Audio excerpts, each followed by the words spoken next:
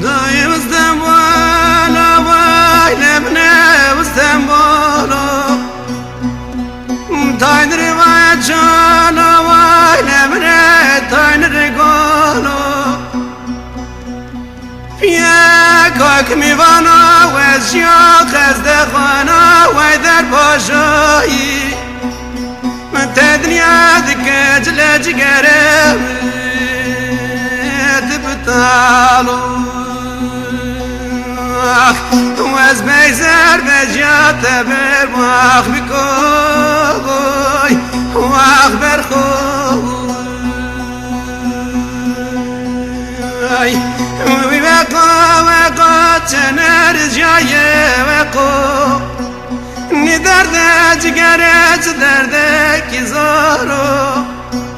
وزدم بالا بزای سر به جگرم ورد مانم دبیم جدومانو وای لبنه بکوی واخ برخوی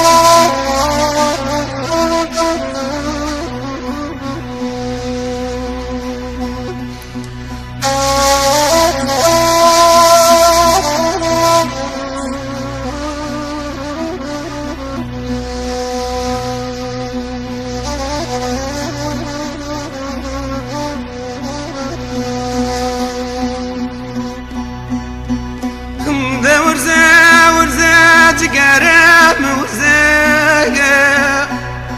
ولا تقرب یه بشاید سر خواب داره یه خواهی که میره بزیان خوبیه واخ بکوی واخ بکوی خبر دب یک که میوانه لازه تازه ویتیا تازه راجیه بنا به حسات گره خود سرجده واخ بکوی واخ بکوی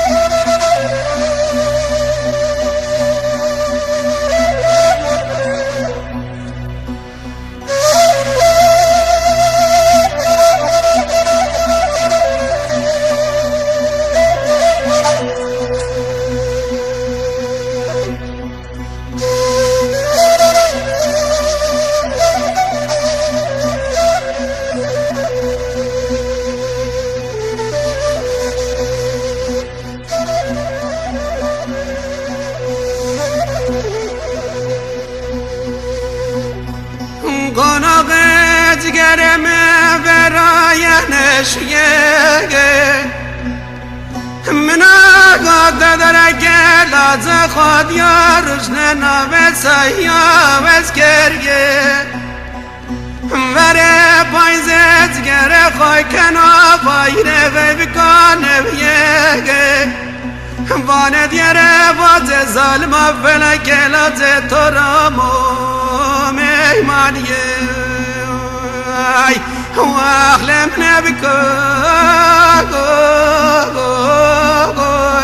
واخبر خوي